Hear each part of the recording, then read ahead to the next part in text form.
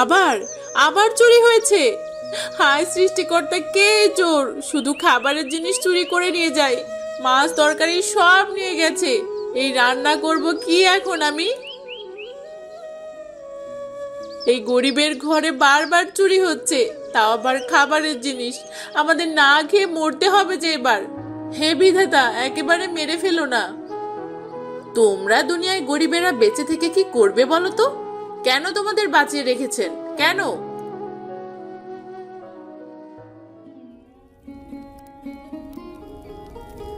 বাহ, খিচুড়ি তো দারুণ সুবাস ছড়িয়েছে। একটু যদি ঘি দেওয়া যেত তাহলে যে কি দারুণ হতো। যাকগে, ঘি যখন জোগাড় করতে পারিনি তখন কি আর করব।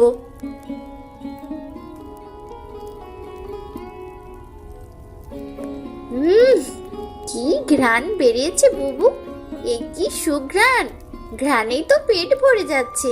খেতে না জানি কত সুস্বাদু হয়।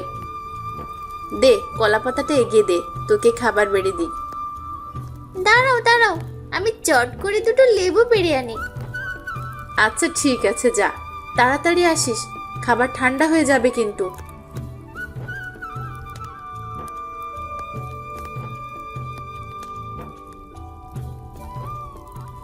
আহা, এ যে অমৃত! কি মজা করেই না রান্না করেছো বুবু। হ্যাঁ, কোথাও মনে হয় কিছু একটা বাদ আছে। আমি যে ধরনের ঝাল ঝাল ভাব আনতে চেয়েছিলাম সেটা আনতে পারিনি, তবে বেশ মজা লাগছে। আমি তো কিচ্ছু বুঝি না বুবু, কিন্তু খুব মজা হয়েছে, এটা বুঝতে পারছি। হয়েছে হয়েছে, কথা না বাড়িয়ে খা। তুমি আমার কথা শোনো, আর কত এমন লুকিয়ে লুকিয়ে রান্না করবে? এবার তোমার এই গুণ সবার সামনে প্রকাশ করো, লোকে দেখুক রান্নার জাদু কাকে বলে। হ্যাঁ, তোর কথা শুনে যদি আমি সবার সামনে রান্নার গুণ প্রকাশ করি, তাহলে আমার মা বাড়ির পাশের আম গাছটা পুরো আমার পিঠে ভাঙবে, বুঝলি চুটকি? সত্যি বুবু, কি এক যন্ত্রণা! কাকিমা তোমার রান্না করা পছন্দ করেন না কেন? ইস, তোমার যদি একটা খাবারের দোকান থাকতো কতই না ভালো হতো। দোকানটা যা চলতো না। এইসব স্বপ্ন শুধু দেখতেই পারবো, কিন্তু বাস্তবে তা কোনো দিন হবে না চুটকি। আমি গরিবের মেয়ে, দোকান দেওয়ার পয়সা কোথায় পাবো? আর তার উপর নিজের ঘরেই আমার রান্না কেউ পছন্দ করে না। তোমার জন্য আমার খুব কষ্ট হয় বুবু। আমি যদি তোমার জন্য কিছু করতে পারতাম। কিছু করতে হবে না, শুধু আমার রান্না খেয়ে যাস আর বলিস কেমন হয়েছে। এখন চল, জলদি চল, খাওয়া শেষ করে সব গোছাতে হবে তো।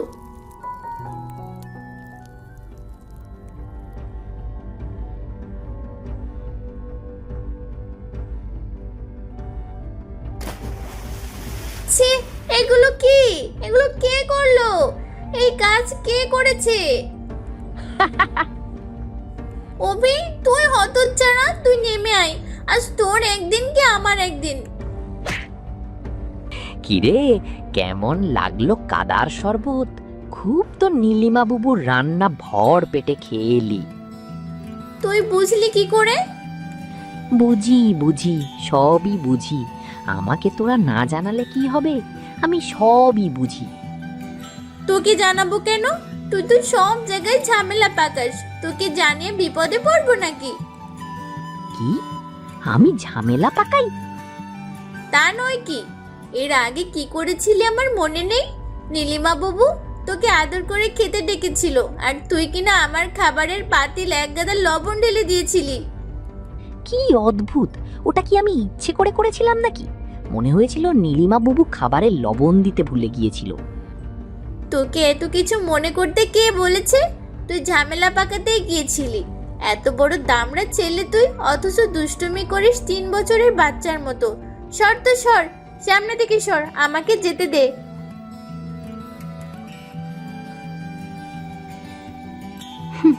খুব ভাব বেড়েছে না? দাঁড়া, তোদের এই খাবারের আয়োজনের 12টা আমি বাজাবো।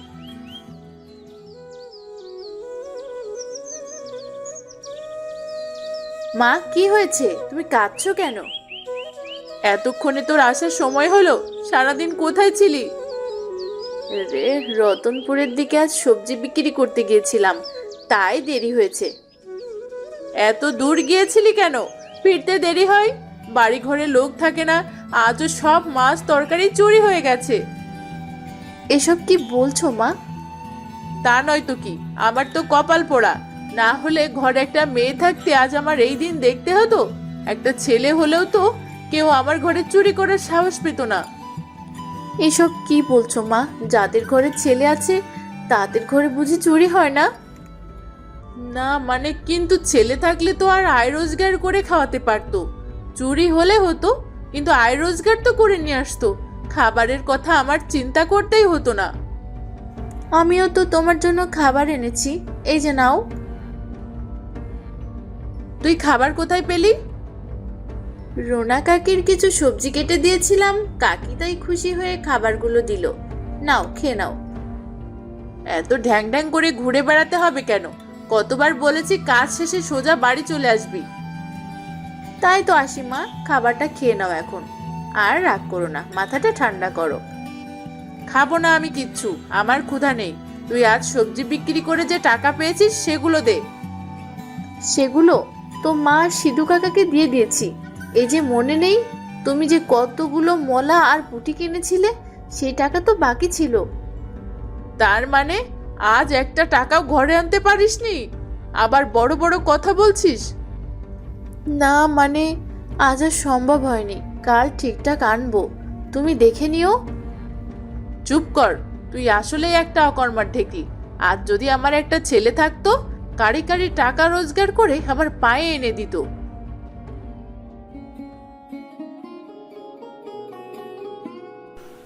ভালো মাছ আছে নাকি হে আজ?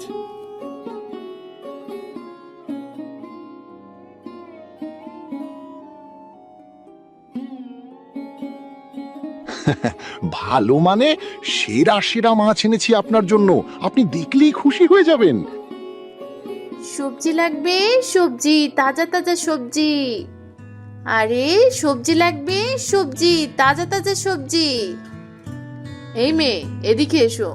কিছুক্ষণ বসো, অপেক্ষা করো, আমি মাছ কিনেই তোমার কাছ থেকে সবজি নেব। জি আচ্ছা বেগম সাহেবা। কই দেখাও মাছ। বাহ, কি সুন্দর শোল মাছ! বর্ষাকালে এমন শৈল মাছ আর কোথাও পাবেন না, বুঝলেন? হ্যাঁ, ছোটবেলায় বর্ষাকালে মায়াবন শোল মাছের ভোড়া করে দিত। বাইরে বৃষ্টি পড়তো, আর আমরা গরম গরম ভাতের সাথে সেই ঝাল ঝাল শোল মাছের ভুনা মাখিয়ে খেতাম। কি যে স্বাদ ছিল! রাখো তোমার ছোটবেলার কথা। ওসব শোল মাছ এ বাড়িতে কেউ খায় না। তুমি তো খাও না। আমি আমি আমি আসলে তুমি চুপ করো তো। ওই বাড়ির কে কি পছন্দ করে তা আমি জানি না। এই জেলে, তুমি ভালো ইলিশ দেখাও। ওসব শোল মাছ এ বাড়িতে কেউ খায় না। এই কই, দেখাও ইলিশ। বেগম সাহেবা, সাহেবের জন্য দুটো শোল মাছ নিয়ে নিন। সাহেব মনে হয় শোল মাছের ভুনা খেতে চাচ্ছেন। এই মেয়ে, তোমার সাহস তো কম না। তোমার কথা বলার কি দরকার? না মানে, আপনারা তো ইলিশ নিচ্ছেন, সাহেব দুটো শোল নিলে কি আর এমন ক্ষতি হতো? বেয়াদব মেয়ে আবার মুখে মুখে কথা বলে। আহ মিথিলা, মেয়েটাকে এভাবে বকছো কেন মিথিলা? বকবো না তো কি করব? এত মাতব্বারি করছে, সাহস কোথা থেকে পাচ্ছে? এই মেয়ে, তুমি বের হয়ে যাও। বের হও বলছি। তোমার কাছ থেকে কোনো সবজি আমরা নেব না। যাও, এক্ষুনি যাও।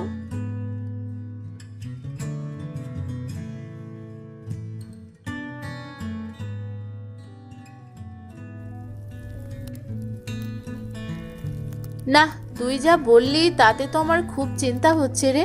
এই অভিটা না জানি এবার কি করে। এমনিতে ছেলেটা ভালো, কিন্তু এত দুষ্টু কেন? এটা আবার কেমন কথা বললে তুমি? দুষ্টু ছেলে আবার ভালো হয় কি করে? ও একটা সাক্ষাৎ বাদর, শুধু লেজটা নেই। যা, এভাবে বলিস না রে। ওকে আবার খাবার খেতে ডাকিনি দেখে রাগ হয়েছে। ডাকবে কেন? ওকে ডাকা মানে খাল কেটে কুমির 14 গোষ্ঠ নিয়ে আসা। তোমার রান্নায় লবণ ঢেলে দিয়েছে, আমার মাথায় কাদা পানি ঢেলেছে, এরপর ওকালতি করছো ওর হয়ে?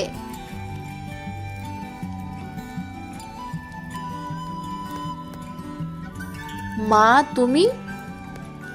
দেখুন কাকিমা, দেখুন ওরা কি করছে দেখুন। নীলিমা, তুই তুই এখানে কি করছিস? তুই না সবজি বিক্রির জন্য বের হয়েছিস?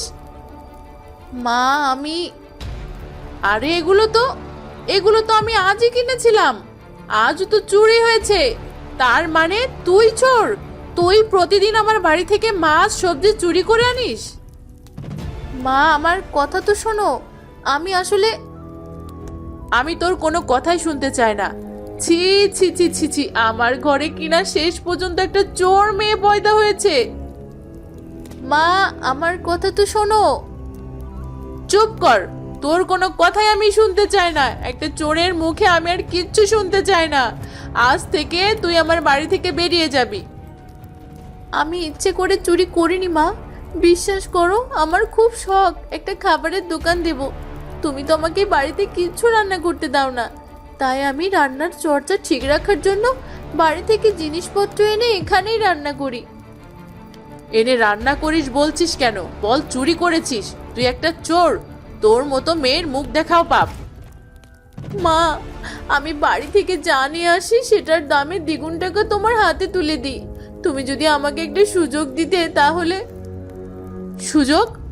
সুযোগ কি করবি তুই? হাতি মারবি? ঘোড়া মারবি? তুই কি বেটা ছেলে? তুই হচ্ছিস মেয়ে। মেয়েদের দিয়ে কিচ্ছু হয় না, বুঝলি? মা মা তুমি এমন করে বলো না মা। তুই শুধু আমার জন্য যন্ত্রণা নিয়ে এসেছিস, আর কিচ্ছু পারবি না।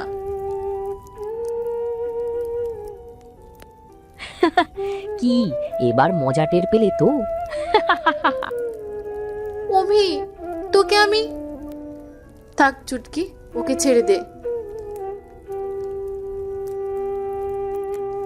এটা কি হলো নীলিমা বাবু? থাক, বাদ দে।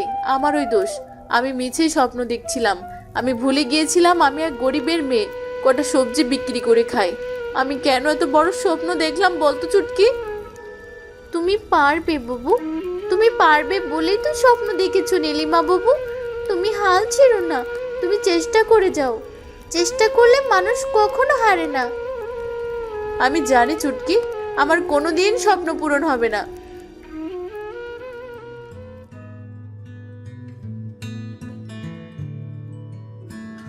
বাবা, বাবা, কি রে, কি হয়েছে? আমার কিছু টাকা লাগবে, দাও তো। আমি কি টাকার গাছ যে ঝাড়া দিলে ঝরঝর করে টাকা পড়বে? আমি কোনো টাকা পয়সা দিতে পারবো না। কেন আমাকে টাকা দেবে না কেন? কারণ ওগুলো আমার কষ্টের টাকা। তুই কাজকর্ম কর, কারবারে বস, তোকে একটা হাত খরচ আমি দেব। কি রাজি? না, ওই সব ব্যবসার কাজ আমাকে দিয়ে হবে না। আমি কাজ করব কেন? ব্যবসা তো তুমিই দেখছো। আর আমাদের কি টাকার অভাব? অভাব এখন নেই, কিন্তু একদিন না একদিন তো হবেই। তোরা যা শুরু করেছিস না। আমরা আবার কি শুরু করলাম? কিরে বাপ বেটা, কি নিয়ে এত আলোচনা চলছে? মা দেখো না, বাবা আমাকে টাকা দিতে চাচ্ছে না। সে কি? কেন? ছেলেটা কটা টাকা চাচ্ছে, দিয়ে দাও। তুমি চুপ করো। তোমার লাইফে ছেলেটা একদম মাথায় উঠেছে। কাজকর্ম নেই, সারাদিন কেবল বন্ধুদের সাথে আড্ডাবাজি। সেদিন এক সবজিওয়ালা মেয়ে এসেছিল। ওইটুকুনি মেয়ে কি সুন্দর কাজ করে খাচ্ছে, আর তুই একটা অপদার্থ। মা দেখো না। এই আমার ছেলেটাকে তুমি বকছো? তুমি আমার বাবার কাছ থেকে টাকা এনে এই ব্যবসা দাঁড় করিয়েছো। তোমার কিসের এত বাহাদুরি? মিথিলা, তোমার বাবার টাকা আমি সেই কবে ফেরত দিয়ে দিয়েছি, কিন্তু তোমার কাছে আমি আবার সম্মান আর ফেরত পাইনি। কোনোভাবে যদি অতীতে গিয়ে ওই ঘটনা মুছে ফেলতে পারতাম। তোমার এসব বড় বড় কথা শোনার সময় আমার নেই। যত সব। চল বাবা, আমি তোকে টাকা দেব।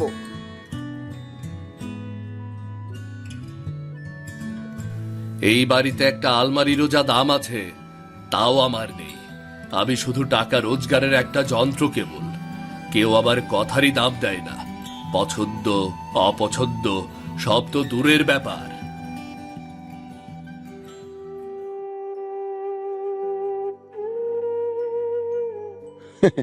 কি ব্যাপার, আমাদের রাধুনির মন খারাপ কেন?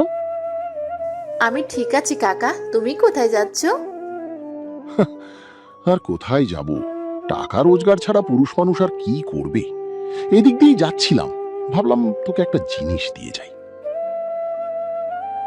কি জিনিস কাকা? এই যে নে, ধর। আরে কাকা, এ তো শোল মাছ। ভালো করে ভুনা করিস তো মা, আমি তোর হাতের শৈল মাছের ভুনা দিয়ে কটা ভাত খাবো। তোমাকে অনেক ধন্যবাদ, আমি আবার রান্না করতে পারবো ভেবেই আমার খুব ভালো লাগছে।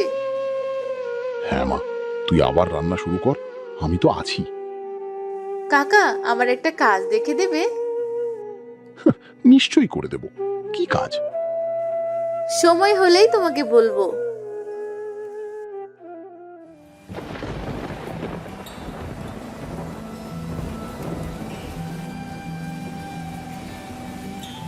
এই বৃষ্টিতে বাড়ি গিয়ে তো খেতেও পারবো না। যাকগে, কেউ তো আর আমার জন্য অপেক্ষা করে বসেও নেই, আর কেউ আবার পছন্দের খাবার রান্নাও করেনি। বাড়ি গিয়ে আর কি হবে?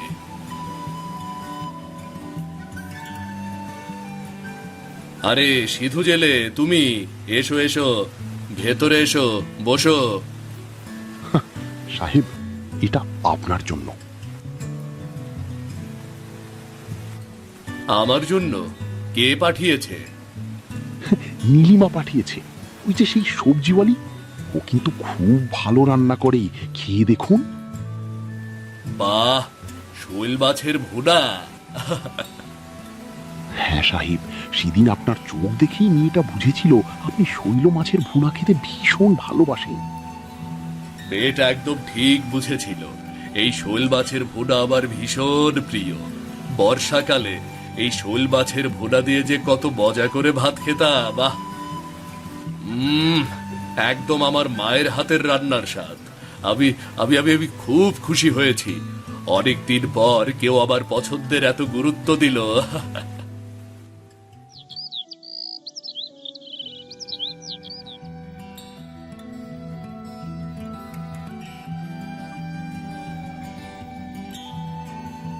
এই যে এই নাও, এই পাঞ্জাবিটা তোমার জন্য এনেছি।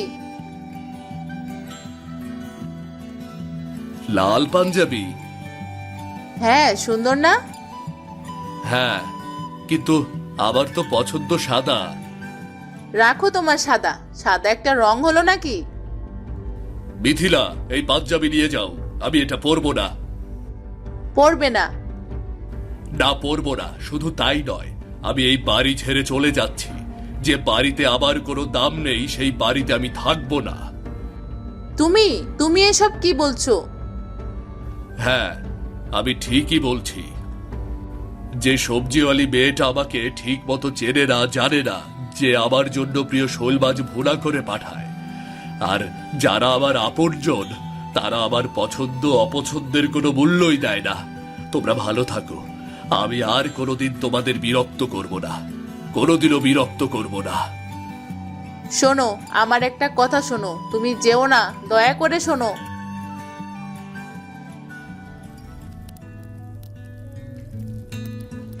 যাক, সিধু কাকা সাহায্য করাতে এখনো রান্নার চর্চাটা চালু রাখতে পারছি। মা তো সব কিছু নিজের জিম্মায় রেখে আমার সাথে কথা বলাই বন্ধ করে দিয়েছে।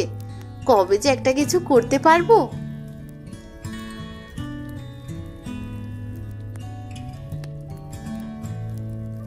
নীলিমা, দেখ কে এসেছে। আরে আপনি আপনি এখানে? হ্যাঁ নীলিমা, আমি ব্যবসায়ী মানুষ, সোজা সাপটা কথা বলি। তোমার রান্না আমার খুব ভালো লেগেছে। সিধুর কাছে তোমার খাবারের দোকান খোলার ইচ্ছার কথা আমি শুনেছি, তাই আমি তোমাকে একটা সুযোগ দিতে চাই। জি, সুযোগ আমাকে? হ্যাঁ, তুমি খাবারের দোকান খোলো, আমি পুরো বিনিয়োগ করব। লাভের কিছু আমার, বাকিটা তোমার। সত্যি? আমার তো বিশ্বাসই হচ্ছে না। আমার সারা জীবনের স্বপ্ন আপনি সত্যি করে দিচ্ছেন। আমি কিভাবে যে ধন্যবাদ দেব কাকা। ধন্যবাদ দিতে হবে না, তুমি নিজের কাজটা ভালো মতো করো, আমি তাতেই খুশি।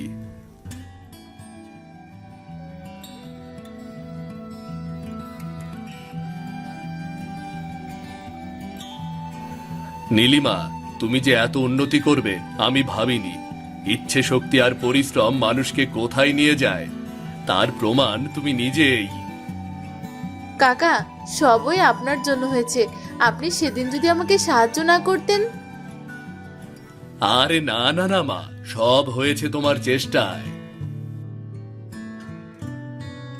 নীলিমা বাবু, আরে আরে চুটকি, আয় আয়, টাকাগুলো মায়ের কাছে দিয়ে এসেছিস? হ্যাঁ বুবু, কাকিমা তোমাকে যেতে বলেছে। যাব, সময় পেলে যাব।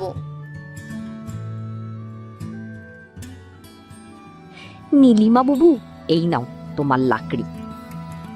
লাকড়ি? এখানে নিয়ে নীলিমা বাবু কি করবে? মাথায় নিয়ে দাঁড়িয়ে নাচবে? হাদারাম, যা এগুলো ভাড়া করে নিয়ে আয়। যাচ্ছি যাচ্ছি। বাবা, মুখ তো নয়, যেন আগুনের গোলা। অনেক কান্নাকাটি করে চাকরি নিয়েছিস না এখানে? বুবু ভালো মানুষ দেখে তোকে মাফ করে দিয়েছে। আমি কিন্তু অত ভালো না। ঠিক মতো কাজ কর, তা না হলে কিন্তু। করছি করছি, শান্তি আর দিল না।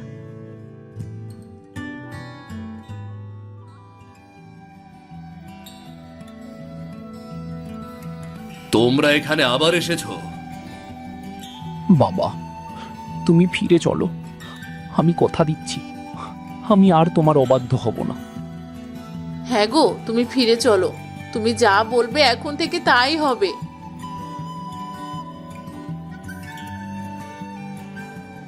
সাহেব, ছোট মুখে একটা বড় কথা বলি। ওরা তো আপনারই পরিবার। গত 1 মাস ধরে ওরা আপনার রাগ ভাঙানোর চেষ্টা করছে। আপনি দয়া করে ওদের ক্ষমা করে দিন। ওদের ওপর আমার কোনো রাগ নেই, কিন্তু আমি আর ফিরে যাব না। ওরা আমাকে তো মানুষ বলে মনেই করে না। আমরা ভুল করেছি, আমাদের ক্ষমা করে দাও। নীলিমা মা, তুমি তোমার কাকাকে বুঝাও। হ্যাঁ বাবা, আমাদের আর কষ্ট দিও না, তুমি ফিরে চলো।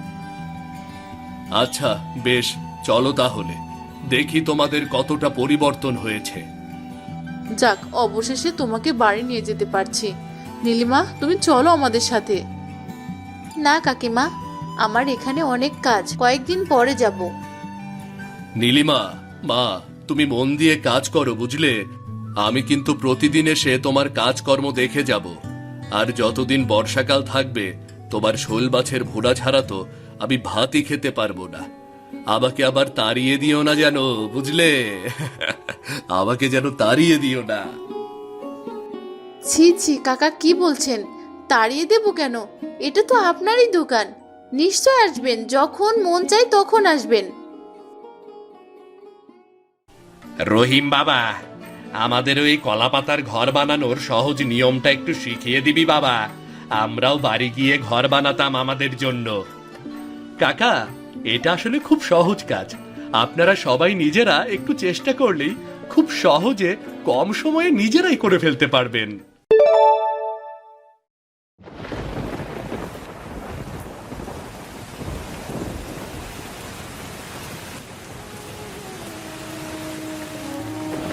ঘরের অবস্থা একদম ভালো ঠেকছে না রহিম।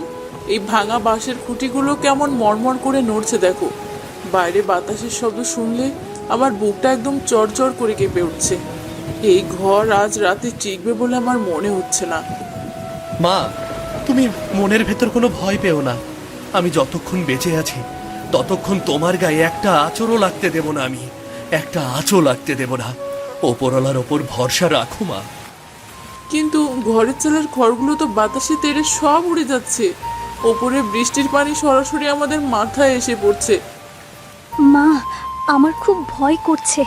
এই ঝড়ের বাতাস আমাদের পুরো ঘরটা মাটির সাথে মিশিয়ে দেবে না তো ভাইয়া? চারিদিকে শুধু বিদ্যুৎ চমকাচ্ছে আর বিকট শব্দ হচ্ছে। রূপা, তুই ভয় না পেয়ে জলদি আমার কাছে চলে আয় বোন। মায়ের হাতটা শক্ত করে ধরে রাখিস, যেন কোনোভাবে হারিয়ে না যাস, কেমন? ঘরটা যদি হঠাৎ আমাদের গায়ের ওপর ভেঙে পড়ে, তখন আমরা এই গভীর অন্ধকারে কোথায় যাব ভাইয়া? আমাদের বাঁচানোর মতো তো কেউ নেই। আমি এই মেন বাঁশের খুঁটিটা 2 হাত দিয়ে শক্ত করে ধরে রাখছি। তোমরা কোনো চিন্তা না করে শুধু মন থেকে ওপরওয়ালার নাম করতে থাকো। না রহিম, এই খুঁটি ধরে রাখলে এই জন বাতাসের সাথে তুই একলা পেরে উঠবি না। ঘরের দেওয়ালগুলো সব কাঁপছে। আমার খুব ভয় হচ্ছে বাবা। এই ভাঙা ঘরের ভেতরে থাকা আমাদের কারোর জন্য নিরাপদ না। আমাদের এক্ষুনি এইখান থেকে পালাতে হবে। ভাইয়া, মায়ের কথাই ঠিক। চল আমরা এখনই এই ঘর থেকে বের হয়ে বাইরের খোলা উঠোনে চলে যাই। এখানে থাকা যাবে না। হ্যাঁ মা, রূপা ঠিকই বলেছে। এখানে আর এক সেকেন্ডও থাকা মানে জেনে শুনে মৃত্যুর মুখে ঢলে পড়া। তোমরা জলদি আমার পেছন পেছন এসো। জলদি বের হ সবাই ঘর থেকে। আর এক সেকেন্ডও ঘরের নিচে দাঁড়িয়ে সময় নষ্ট করলে খুঁটিটা পুরো ভেঙে মাথার উপরে পড়বে। তোমরা দুজনে আমার দুই হাত শক্ত করে ধরো, কেউ কারো হাত ছাড়বে না। সবাই একসাথে বাইরে খোলা উঠোনের দিকে চলো চলো।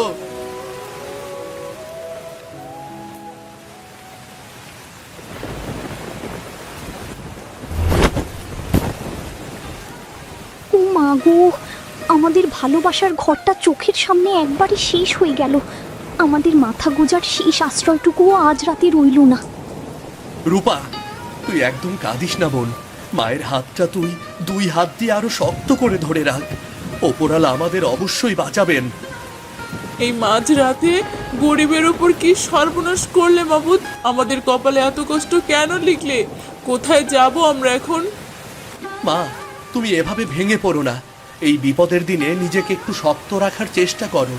ওপরওয়ালা নিশ্চয়ই আমাদের সহায় হবেন। এই ভয়ঙ্কর রাতের ঝড় বৃষ্টির মধ্যে আমরা এখন এই খোলা আকাশের নিচে কোথায় গিয়ে দাঁড়াবো রে রহিম? চারপাশে যে কুচকুচে অন্ধকার। ঘর ভেঙেছে তাতে কি হয়েছে মা? আমরা তিনজন তো অক্ষত অবস্থায় বেঁচে আছি। এটাই আমাদের জীবনের সবচেয়ে বড় ভাগ্য মা। ভাইয়া, উত্তরের বাতাসে গা জুড়িয়ে যাচ্ছে। বরফ পানির মতো ঠান্ডায় আমার হাত পা সব অবশ্যই আসছে রে। খুব কষ্ট হচ্ছে আমার। আমার গায়ের এই শুকনো চাদরটা তুই ভালো করে গায়ে জড়িয়ে নে বোন। আর ঠান্ডা থেকে বাঁচতে মায়ের গায়ের সাথে একদম লেপ্টে থাকিস। ভাইয়া, মুষলধারে বৃষ্টি তো বেরিয়ে চলেছে। এই কাল রাতের ঝড় বৃষ্টি কি আজ জীবনেও থামবে না? আমাদের কিচ্ছু থাকবে না ভাইয়া? নিশ্চয় থামবে বোন। ঝড় যত বড়ই হোক না কেন, সকালের আলো ফুটবেই। আমাদের শুধু এই রাতটুকু কষ্ট করে একটু ধৈর্য ধরতে হবে। আমার এই ছোট ছোট সন্তানদের নিয়ে আমি মাঝরাতে কার দুয়ারে গিয়ে দাঁড়াবো? কোথায় আশ্রয় পাবো? কেউ তো আমাদের নেই উপরওয়ালা। মা, তুমি একদম কান্নাকাটি করো না। তুমি কাঁদলে আমার হাত পা দুর্বল হয়ে যায়। মনটা শক্ত করো। আমি তো তোমাদের পাশে আছি নাকি? সারা শরীর পানিতে ভিজে বরফের মতো কাঁপছে। পা দুটো যেন মাটির সাথে লেগে গেছে। আর একদম চলার শক্তি পাচ্ছি না। রাতটা কোনো মতে চোখ বন্ধ করে পার করো মা। সকালের আলো ফুটলেই মাথা গোজার একটা ভালো ব্যবস্থা আমি নিজে নিশ্চিত করব।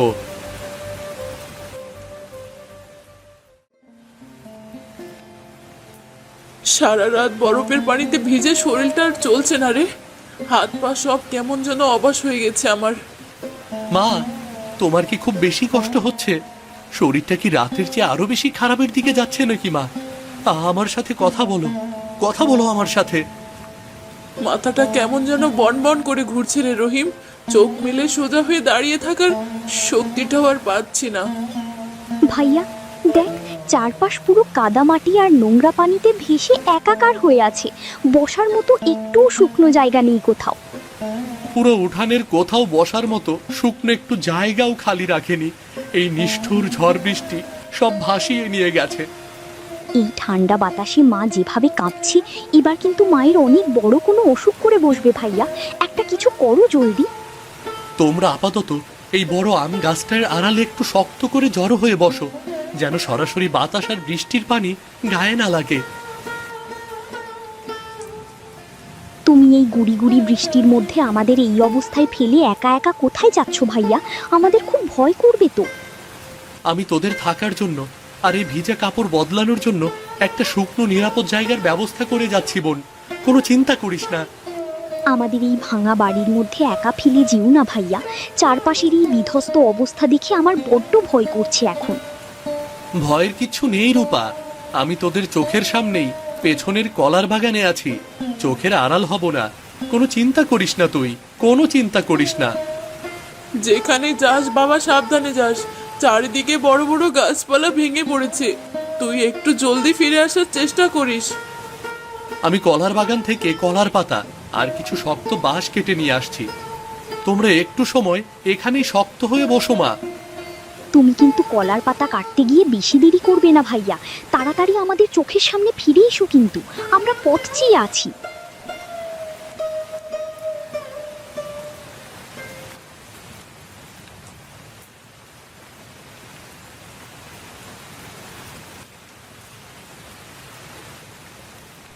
রূপা, তুই এই ঠান্ডার কাদার মধ্যে কেন ভিজতে আসলি রে বোন?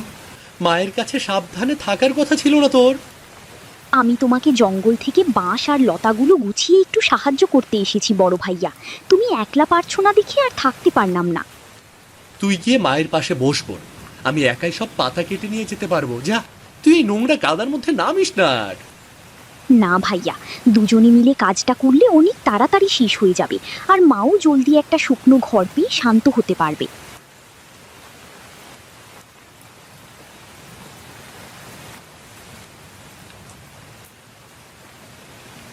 বাঁশের খুঁটিটা একটু সোজা করে শক্ত করে ধরে রাখতো বোন, আমি বাকিটা দেখছি। হ্যাঁ ভাইয়া, আমি 2 হাত দিয়ে খুঁটিটা একদম শক্ত করে মাটির সাথে চেপে ধরেছি। তুমি জলদি বুনো লতা দিয়ে বেঁধে ফেলো। আমি জঙ্গল থেকে কুড়িয়ে আনা এই বুনো শক্ত লতা দিয়ে বাঁশগুলো 4 কোণ করে ভালো করে মজবুত করে বেঁধে নিই, যেন শক্ত হয়। ভাইয়া, এই লতার বাঁধন আর গিঁটটা একটু বেশি শক্ত করে দিও, যেন আবার রাতের মতো জোয়ান বাতাসে খুলে না যায়। হ্যাঁ বোন, এবার বাতাস আসলেও আমাদের এই নতুন ঘর আর উড়ে যাবে না। অনেক মজবুত করে গিঁট দিচ্ছি, কোনো ভয় নেই তোর। এবার এই কেটে রাখা বড় বড় কলার পাতাগুলো কি ওপর দিয়ে একটা একটা করে লাইন করে সুন্দর করে সাজিয়ে দেবো ভাইয়া? হ্যাঁ, একটার ওপর আরেকটা পাতা উল্টো করে চেপে চেপে সাজাতে হবে, যেন বৃষ্টির পানি ভেতরে ঢোকার কোনো ফাঁকা রাস্তা না থাকে। এইভাবে কলার পাতা বিছিয়ে দিলে কি সত্যি সত্যি ভেতরের দিকে একটু বৃষ্টির পানি ঝরে পড়বে না ভাইয়া? তুমি নিশ্চিত তো? না রে বোন, এই পাতার ঢাল বেয়ে সব পানি বাইরের দিকে গড়িয়ে মাটিতে চলে যাবে। ভেতরের অংশ একদম শুকনো আর গরম থাকবে।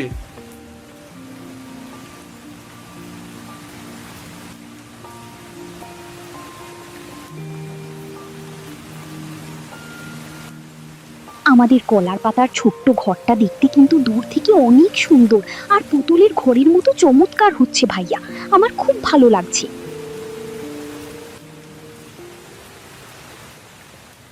পরম তৃপ্তিতে একটা দীর্ঘ শ্বাস ফেললাম বাবা।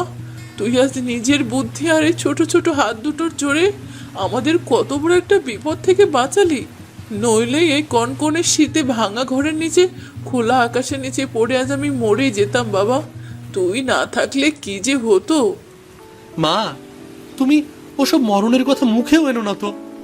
ঘরের ভেতরটা এখন একদম শুকনো আর চারপাশটা আমি শক্ত করে বেঁধেছি। তোমরা এখানে শান্ত হয়ে একটু গুটিসুটি মেরে বসো।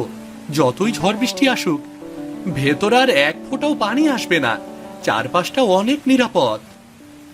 সত্যি রে বাবা, এই কলা পাতার নিচে এসে বসার পর বাইরেই হাড় কাঁপানো ঠান্ডা বাতাসটার গায়ে লাগছে না।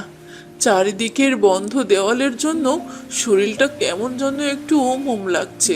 বুকের ভেতরটাও কাঁপুনিটা কমে এসেছে।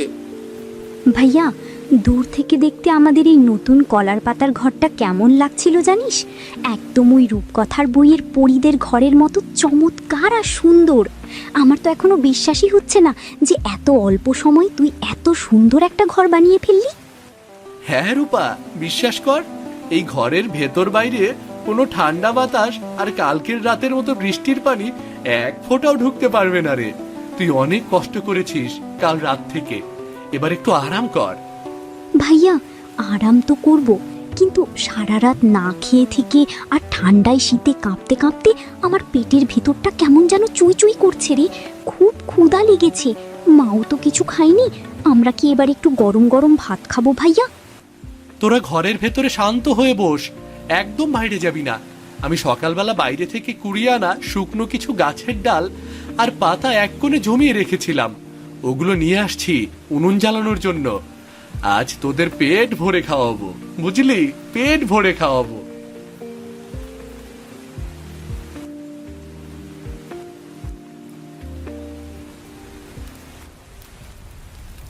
এই মাটির উনুনটা ভালো করে জ্বললে আর আগুনের আস্তে একটু বাড়লে আমাদের শরীরের ভেতরে জমে যাওয়া ঠান্ডা কাঁপুনিটা কমে যাবে বাবা। আগুনটা আর একটু ভালো করে জ্বালাতো। ও মা শোনো, আমাদের চালের হাঁড়িটা তো প্লাস্টিকের বস্তা দিয়ে ভালো করে মোড়ানো ছিল, তাই ভিতরের চালগুলো একদম শুকনো আর ভালো আছে। আমি তাহলে ঘরের কোণের কলসি থেকে পানি নিয়ে চালটা জলদি ধুয়ে নিয়ে আসি। হ মা, জলদি যা, চালটা ভালো করে ধুয়ে হাঁড়িতে পরিমাণ মতো পানি দিয়ে উনুনের উপর বসিয়ে দে। কাল রাত থেকে পেটে এক দানা পানিও পড়েনি, পেটে বড্ড ক্ষুধার বাসা বেঁধেছে। একটু গরম ভাতের মার হলে শরীর আর জানটা দুটোই বাঁচবে।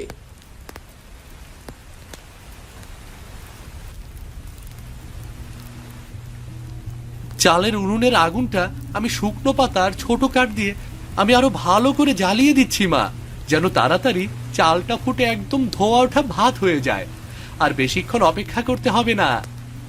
আজ এই নতুন কষ্টের কলার পাতার ঘরেই আমরা প্রথম আনন্দের সাথে গরম গরম ভাত রান্না করব ভাইয়া। বাইরে যতই কষ্ট থাকুক, আমাদের এই ছোট্ট ঘরটাতে আজ খুব মজা হবে, দেখিস। আমার ছেলেটাই অল্প বয়সে অনেক বড় আর বুদ্ধিমান হয়ে গেছে দেখছি।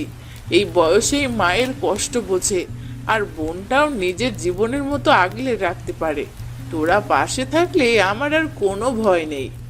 মা, তোমরা আর একটুখানি সময় অপেক্ষা করো, উনুনটা বেশ ভালো জ্বলছে আর হাঁড়ির পানিটাও টকবক করতে শুরু করেছে। এখন আমরা সবাই মিলে একসাথে গরম গরম ধোয়া ওঠা ভাত খাবো, আমাদের আর কোনো কষ্ট থাকবে না।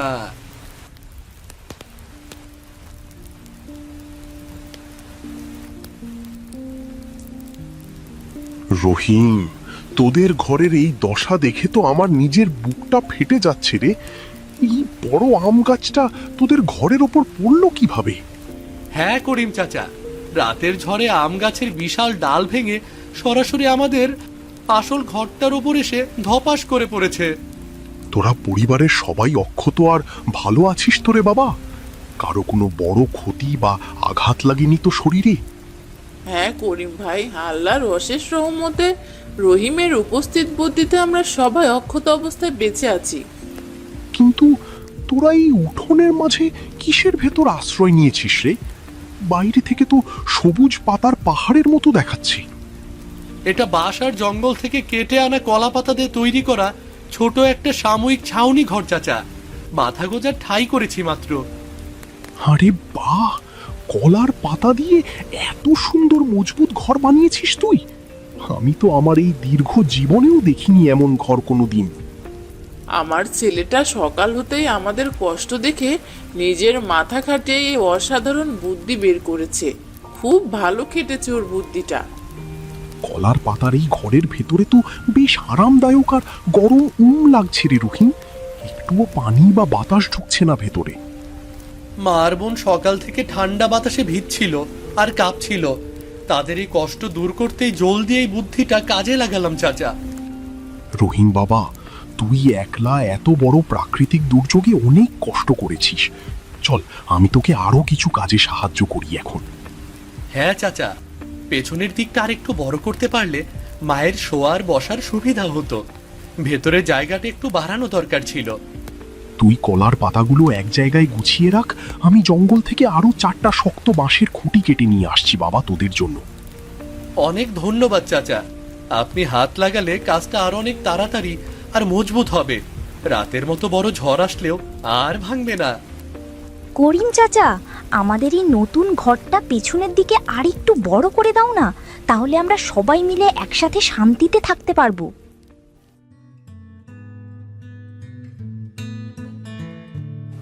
সবাই একটু এদিকে দেখো, রহিমের বুদ্ধিটা কত চমৎকার আর সুন্দর।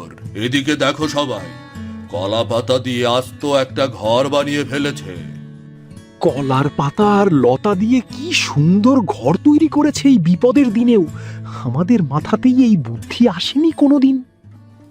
গত রাতের ঝড়ে আমাদের গ্রামের অনেক গরিব মানুষের ঘর বাড়ি তো ভেঙে ছারখার হয়ে গেছে ভাই।